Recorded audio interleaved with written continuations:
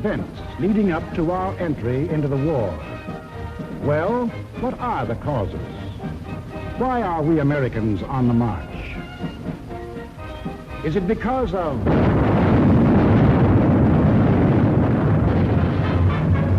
Pearl Harbor? Is that why we are fighting? Or is it because of Britain?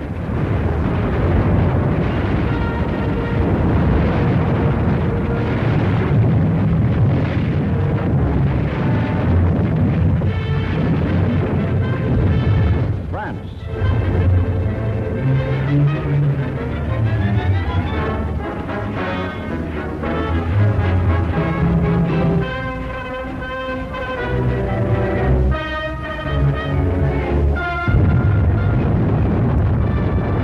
China?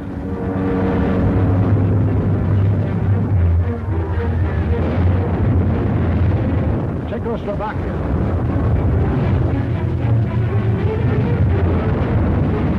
Norway?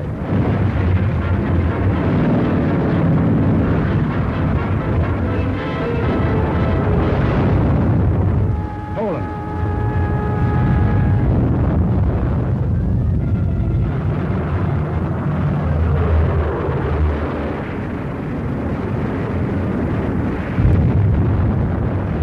Holland? Greece?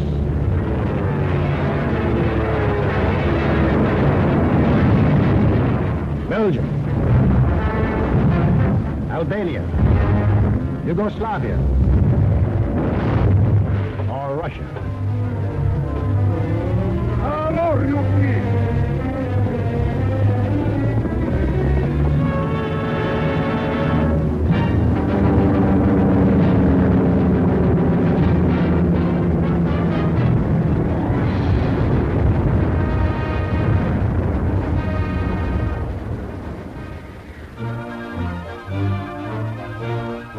Just what was it made us change our way of living overnight? What turned our resources, our machines, our whole nation into one vast arsenal, producing more and more weapons of war instead of the old materials of peace?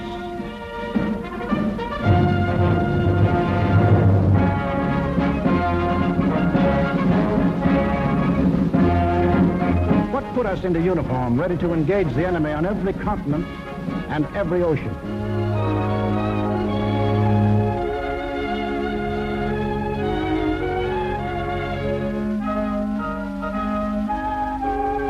What are these two worlds of which Mr. Wallace spoke? The free and the slave. Let's take the free world first. Our world. How did it become free? Only through a long and unceasing struggle inspired by men of vision. Moses, Muhammad, Confucius,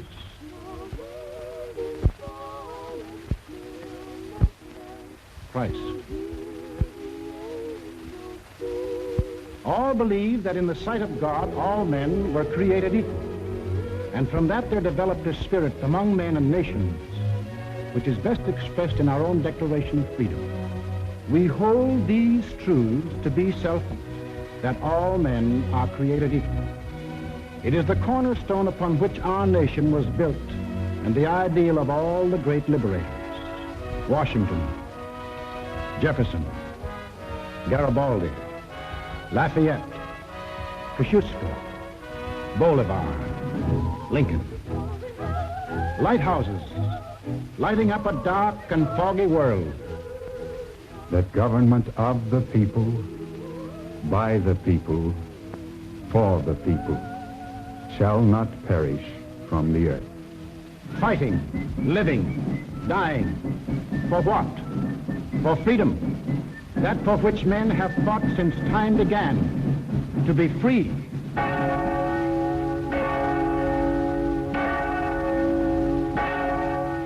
Is life so dear or peace so sweet as to be purchased at the price of chains and slavery? Forbid it, Almighty God. I know not what course others may take, but as for me, Give me liberty, or give me death. But what of this other world? Here, men insisted that progress lay in killing freedom.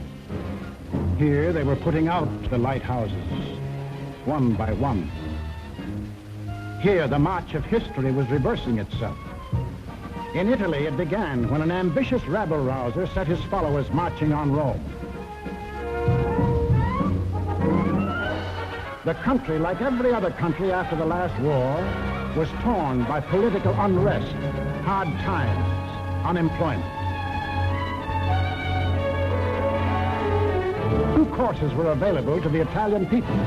They could solve their problems in a free, democratic way, or they could let someone else do the solving for them. They made the tragic mistake of choosing the second course. They put their trust and faith in this one man. They believed he represented them. Actually, he planned to betray them for the selfish interests of himself and the group back of him, just as he had earlier betrayed those who first supported him. In Germany, another and even more forceful demagogue set his followers marching from the Munich beer hall. He too had the sinister opportunity to take advantage of post-war chaos.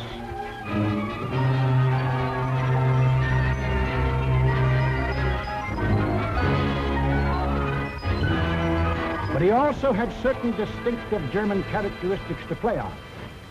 To start with, the Germans have an inborn national love of regimentation and harsh discipline. He could give them that.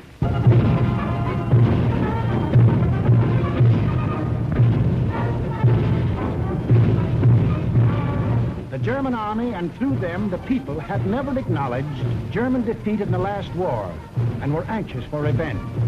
That too he promised them. The wealthy and powerful industrialists were fearful of losing any of their wealth and power and were ready to back anyone who would retain it for them. He promised to take care of them too.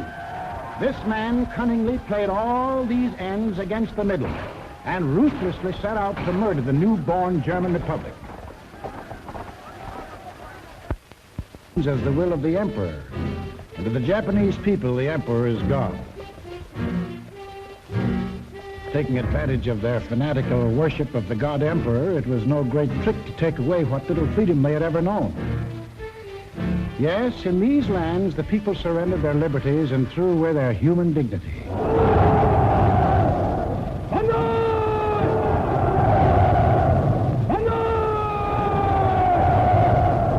They gave up their rights as individual human beings. They became a part of a mass, a human herd.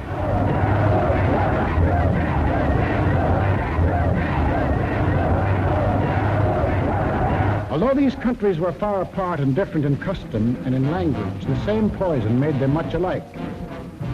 Each got a new uniform. In Italy, the new bosses wore black shirts. In Germany, the shirts were brown. In Japan, they hid behind the uniform of the army. But really, they belonged to a sinister secret society. Their symbol was a black dragon. The other fellows had to have a symbol too. Germany, a swastika. In Italy, the old Roman symbol of the Fascists. In Germany, they called the new order National Socialism, or Nazism. In Italy, they had a shorter word, fascism. In Japan, they had lots of names for it. The new era of enlightenment, the new order in Asia, the co-prosperity sphere. But no matter how you slice it, it was just plain old-fashioned militaristic imperialism.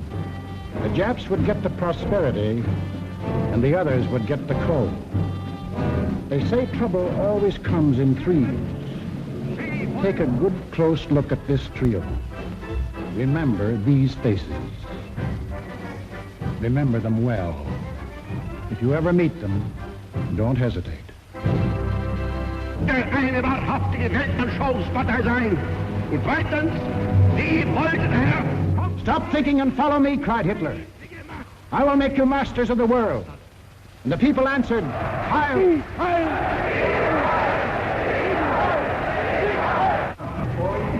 Stop thinking and believe in me, bellowed Mussolini, and I will restore the glory that was Rome. And the people answered, Duce, Duce. Stop thinking and follow your God Emperor, cried the Japanese warlords, and Japan will rule the world. And the people answered, Banzai, Banzai. Each system was alike in that the constitutional law-making bodies gave up their power. The Reichstag in Berlin, the House of Deputies in Rome, the Diet in Tokyo. And these elected representatives became collections of stooges, rubber stamp organizations. Applauding on cue the words of the leaders. Each system did away with free speech and free assembly. Each system did away with a free press and substituted a press controlled by the party. Through their ministries of propaganda, each took complete control of the theater, the movies, the radio. Every cultural activity and every channel of information was controlled by the most important members of the party. Each did away with free courts and trial by jury, and substituted courts and judges run by the party. Each abolished labor unions and the rights of bargaining for wages.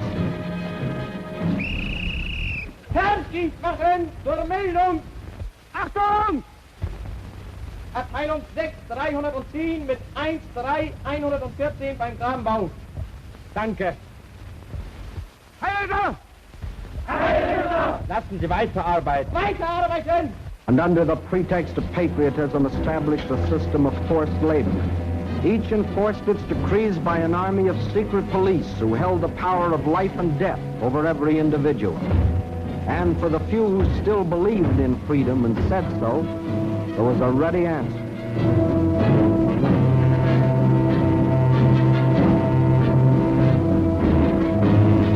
Con una mazza si può imporre silenzio ai più grandi intelletti del mondo. The greatest intellect in the world can be silenced with this.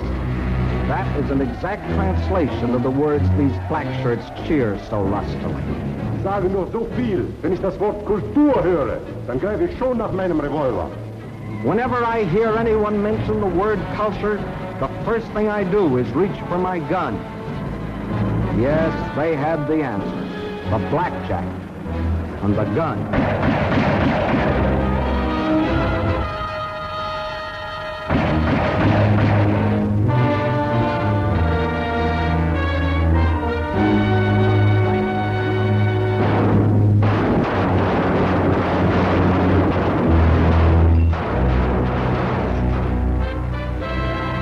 In Italy, they did it different.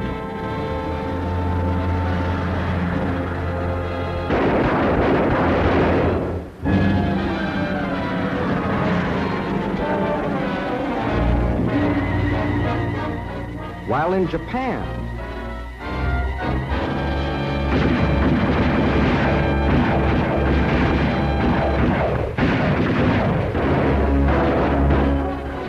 to their names can be added those of hundreds and thousands of others who stood in the way of the new order.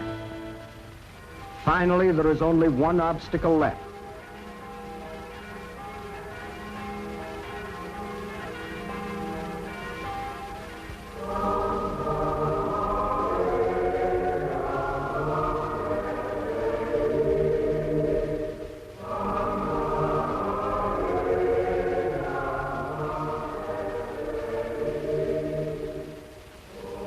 The word of God and the word of Führers cannot be reconciled.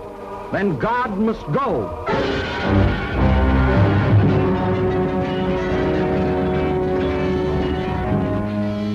I am absolutely clear in my own mind, and I think I can speak for the Führer as well, that both the Catholic and Protestant churches must vanish from the life of our people. Thus spoke Dr. Alfred Rosenberg. And if you have any doubt that he spoke for his Führer, here's what happened.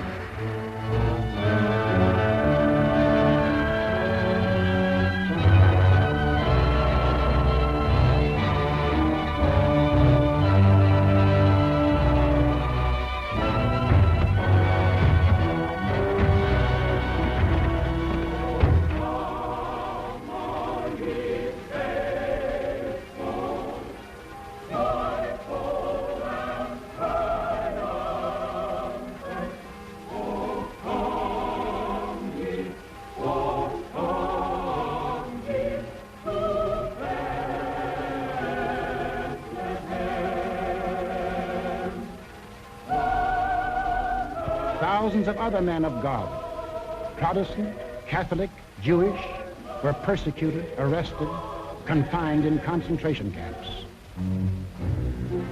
Our Führer is the intermediary between his people and the throne of God. Everything the Führer utters is religion in the highest sense. It is only on one or two exceptional points that Christ and Hitler stand comparison, for Hitler is far too big a man to be compared with one so petty.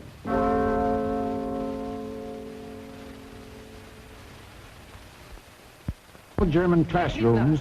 Adolf Hitler ist unser Retter, unser Held, der edelste Führer auf der ganzen Welt.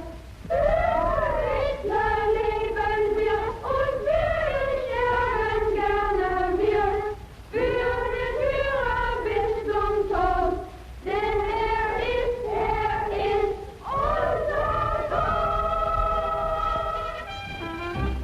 Yes, take children from the faith of their fathers and teach them the state is the only church.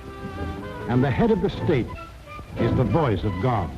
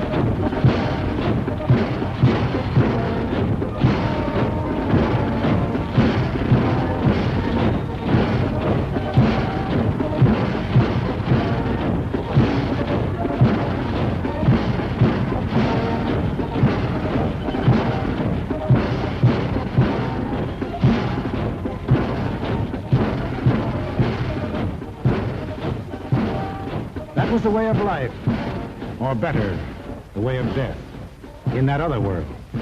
Now, what of our world, the democratic world? What did we want? What did we do about it?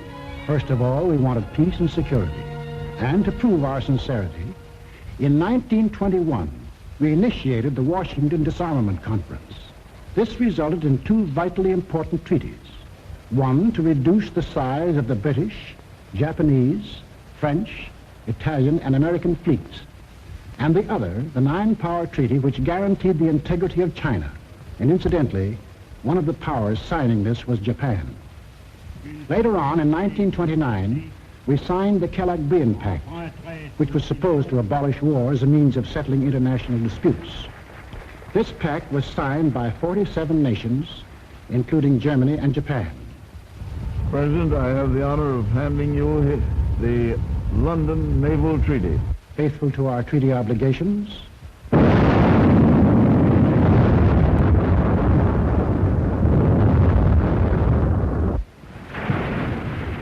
we scrapped more than 60% of our naval tonnage, and our army was reduced to a standing force of 136,000 men, smaller than that maintained by the little state of Romania. We let our hopes for peace become so strong that they grew into a determination not to fight unless directly attacked. We let ourselves be influenced by those who said that we could find security through isolation.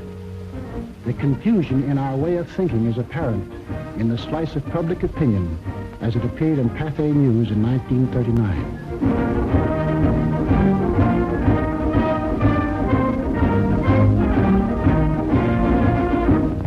Another war, not for me. This time America should keep out, and I know I will. If war breaks out in Europe, I think that this country should heed the advice of its first president and avoid all foreign entanglements. I haven't the slightest idea of European affairs. In the event of war in Europe, I think we should stay out of it entirely. And all our efforts should be made to keep out of the fight. Let Europe fight her own battles. They mean nothing to us. We should mind our own business. By all means, no. Yes, fight. No. No. Yes. If my country calls, yes. No. We simply did not want to understand that our individual and national problems were, and always will be, dependent upon the problems of the whole world. And we had individual and national problems to worry about, plenty of them, just as Germany, Italy, and Japan had. But we faced them in a democratic way. We passed laws to give working men a chance to improve their lot. We established an insurance program for those without jobs. We began to give old folks protection against want and hunger. We organized the CCC to provide our young men with healthy and useful employment.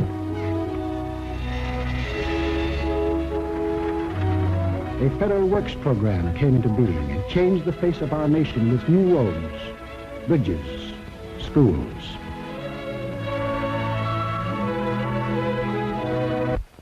We built great new dams which brought the miracle of electricity to millions of our people. These were some of our accomplishments, but there were others not so creditable. We turned our backs on the League of Nations. We passed the Tariff Act to set a higher wall of isolation around us. We encouraged lawlessness with the farce of prohibition. But in spite of these mistakes, we never had a thought of losing our free institutions. John Q. Public still ran the country. He had his choice of voting for Dewey, Wilkie, Roosevelt, or anybody else. In Germany, they had the choice of voting for Hitler, or Hitler.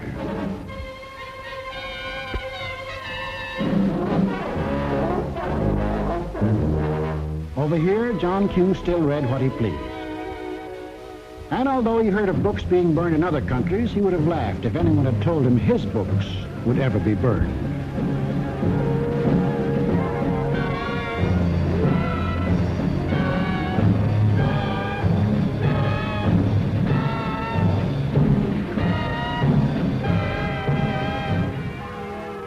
And on Sunday, if he felt like it, John Q. went to any church he pleased.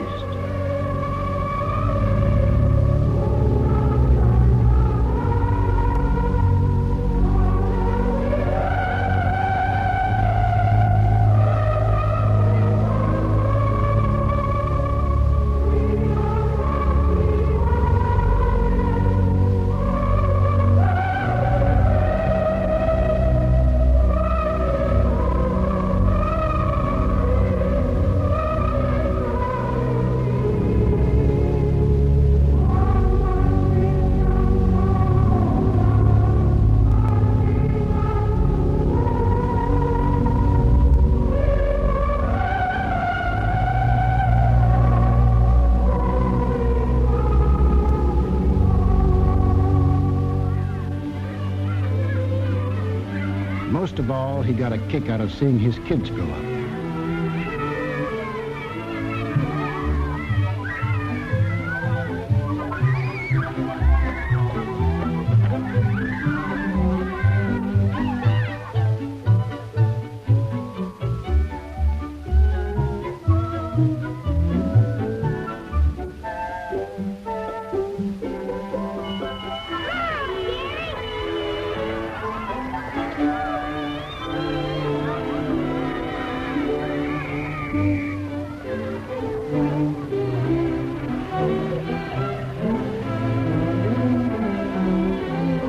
The average American was quite unconscious of the fact that some people had this in mind for the little John Hughes.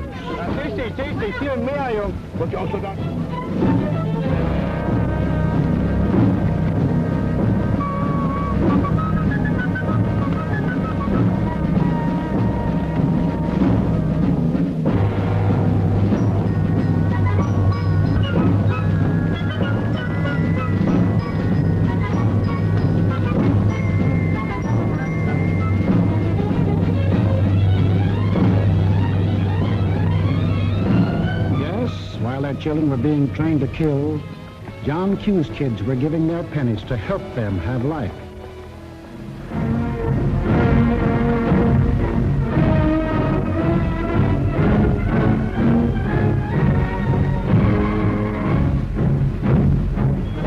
And when we saw these men in the newsreels, quite often we laughed.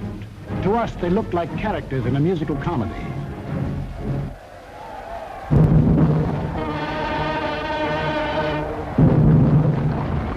But they weren't comic, they weren't funny, they were deadly serious. They were out for world conquest. And what made it doubly serious was that there were 70 million Japanese, 45 million Italians, and 80 million Germans, all hopped up with the same idea. Deutsches Volk hilft dir selbst. Jeder soll helfen. Their leaders told them that they were supermen, Herrenvolk, the Nazis called it. The master race, destined to rule all other peoples on Earth. Take a good look at these humorless men. These were to be the rulers of the ruling race. Leben, auch ihr bürgerliches Dasein ist jetzt sicher in diesem nationalsozialistischen Staat. Obey us blindly, and you will attain your rightful place in the world. All other people will be your slaves. That's what they promised them. That Americans, Chinese, Russian, South Americans, all free peoples would work for them and make them rich. And how they ate it up.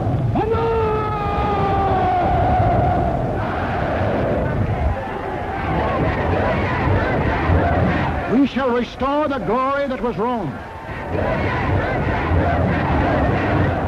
Today we rule Germany.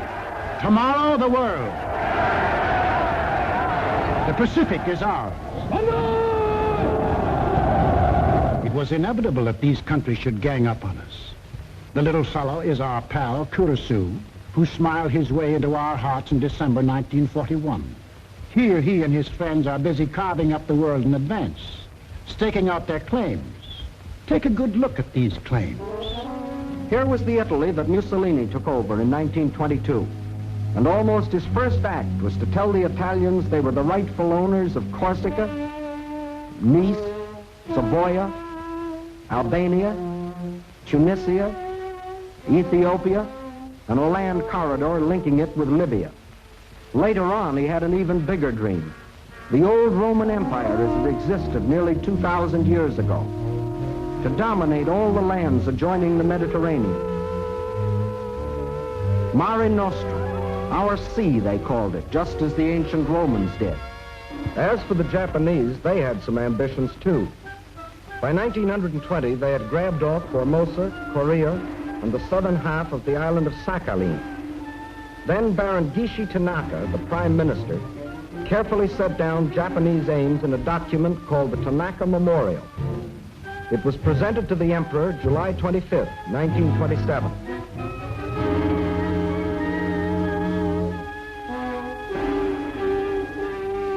Here was their dream. Manchuria for raw materials, China for manpower, Then a triumphant march through Indochina, Siam, Burma, India, the East Indies, and on through Australia and New Zealand. And in the north, all they claimed was that part of Russia east of Lake Baikal. That was to be the new order in Asia. Then the Japs would move eastward to crush the United States and really start their co-prosperity sphere. Now take a look at the bite the Nazis reserved for themselves. Here's the Germany Hitler walked into, and here's what he wanted. First, Europe under his complete political or economic control, leaving Mussolini a share of the loot if he behaved himself. Then the drive to the east, through the rich oil lands of Iran and Iraq, into India. Another push south through Africa. Then from Dakar, jump off to meet the honorary Aryans who were to move in on South America through the Pacific. At the same time, start across from the Scandinavian countries to hook up with his buck-toothed pals coming over from Siberia to join in the conquest of the United States. There it is, gents. All they left us was Shangri-La. And they'd claim that, too, if they knew where it was. If they had a chance, listen.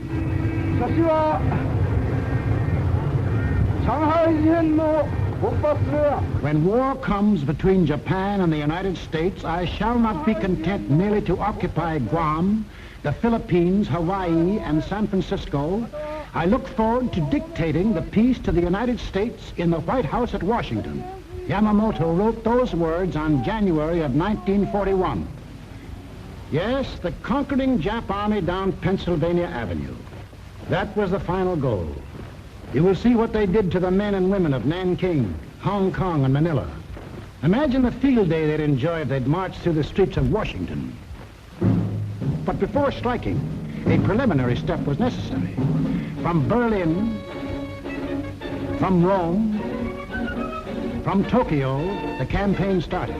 Propaganda to confuse, divide, soften up their intended victim. Put them on the defensive. Scream you're abused.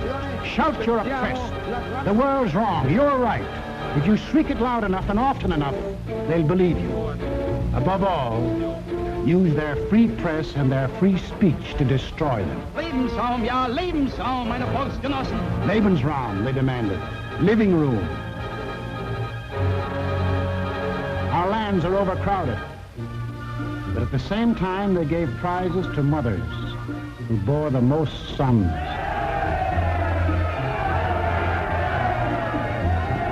They brought together large groups of young men and young girls for human breeding. Read what one of their leaders wrote.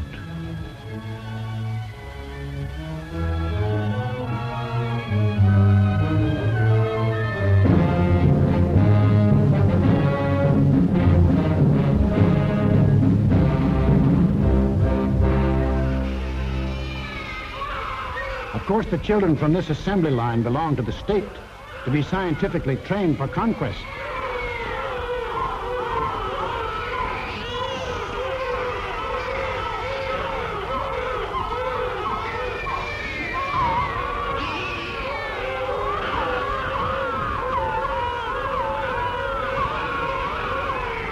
Another howl was the lack of raw material. They claimed they were the have-nots and we were the haves.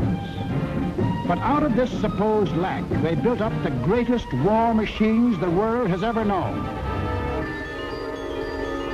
These are the published figures from the German military budget. Actually, between 1933 and 1939, Hitler's program of rearmament cost more than $80 billion. The Nazis alone assembled a striking force of 30 panzer divisions, 70 motorized divisions, 140 infantry divisions, plus the Luftwaffe, the world's largest air force. And they had no raw materials. Think of the bread, the automobiles, the good things of life that the German, Italian, Japanese leaders might have given their people if they had spent this money for peace instead of war. You know what billions we are now spending to match their military force? No. No, these arguments were all smoke screens.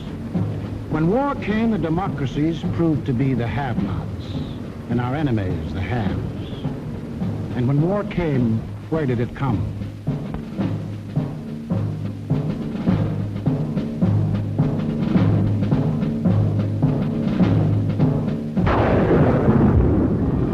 Remember that date, September 18th, 1931, a date we should remember as well as December 7, 1941. For on that date, in 1931, the war we are now fighting began. The place was Manchuria, the northernmost province of China, 6,000 miles from San Francisco. Manchuria, the first objective in the Tanaka Plan. By September 18th, the Japanese, who by treaty patrolled the southern Manchurian Railway, had secretly and illegally increased their garrisons. On the Korean-Manchurian border, an entire Japanese army was assembled, conveniently equipped for a winter campaign. All they needed was an excuse. They made their own. At 10:30 that night, just after the Mukden Express had passed by, a section of track was dynamited, causing damage to one rail and 2 fish plates. Japan's honor had been violated. Within half an hour, the Japanese railroad garrison launched a coordinated attack on the barracks of the sleeping Chinese army at Mukden. The slaughter was appalling. By midnight, the conveniently placed Japanese army poured across the Korean border, and the first open act of aggression, the invasion of Manchuria, was on. In 4 days, they had occupied the whole of southern Manchuria, and shortly after, the whole country. Manchuria became Manchukuo, a puppet state with an obedient stooge on the throne, Henry Puyi, a weakling whom the Japanese had prepared for the job with 7 years of women and song. In Washington, Henry L. Stimson, then Secretary of State, now Secretary of War, sent out a blistering denunciation of the attack. The League of Nations sent a committee of 5, headed by Lord Lytton and including our own General Frank McCoy, to Manchuria to investigate. In October of 1932, the committee issued its report. We found that the Japanese occupation of this large part of China was not justified on the ground of self-defense, and that the new state which had been set up was a Japanese protectorate rather than a genuine case of Manchurian self-determination. Shortly after, the League condemned Japan as an aggressor nation. À son Excellence, Monsieur Matsuoka, délégué du Japon. I call on His Excellency, Monsieur Matsuoka, delegate of Japan.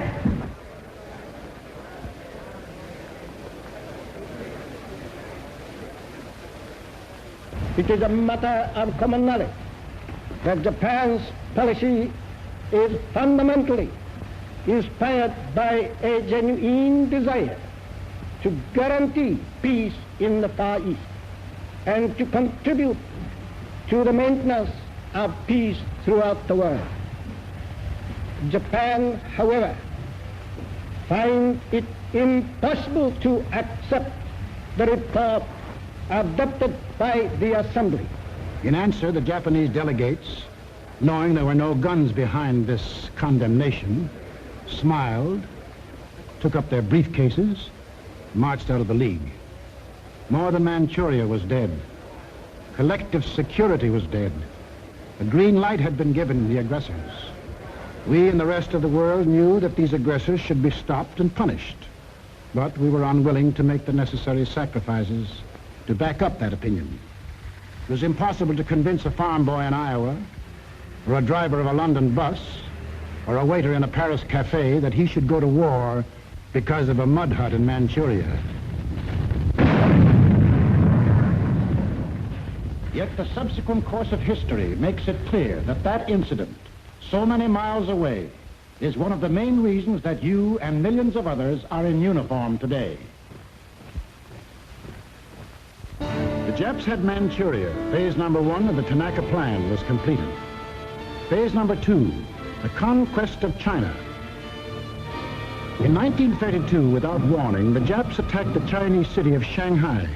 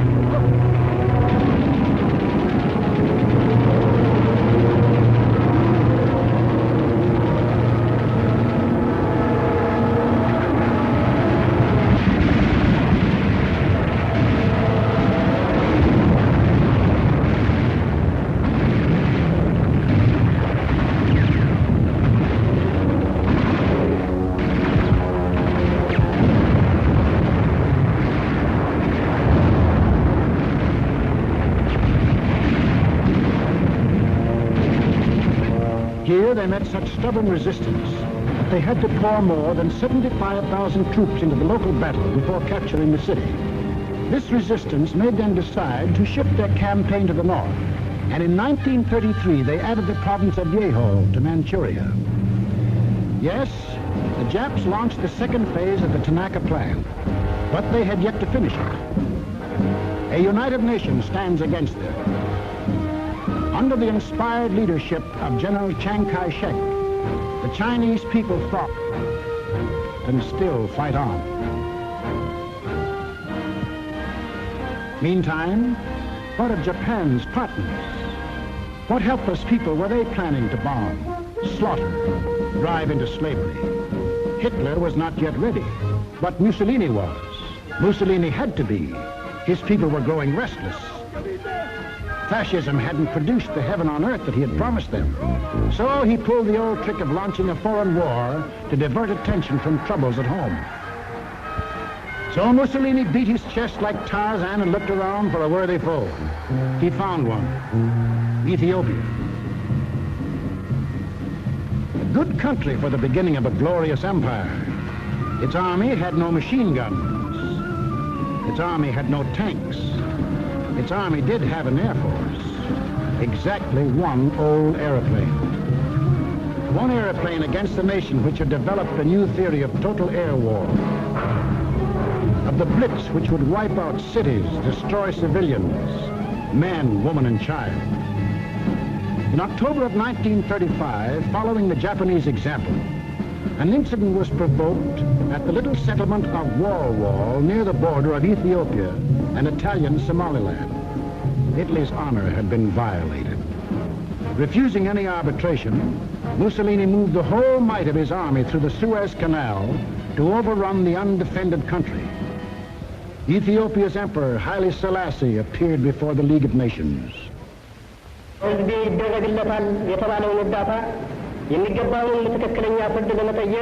I must still fight on until my tardy allies appear, and if they never come, I say to you without bitterness, the West will perish.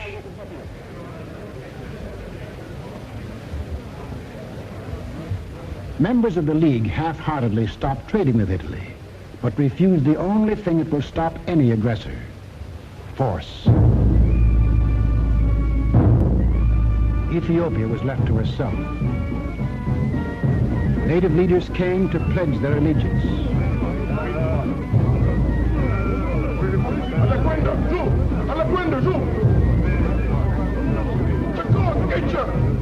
La people of Ethiopia, with their spears and bare hands, faced the guns and the tanks of the invaders, fighting desperately and gallantly to save their country from conquest.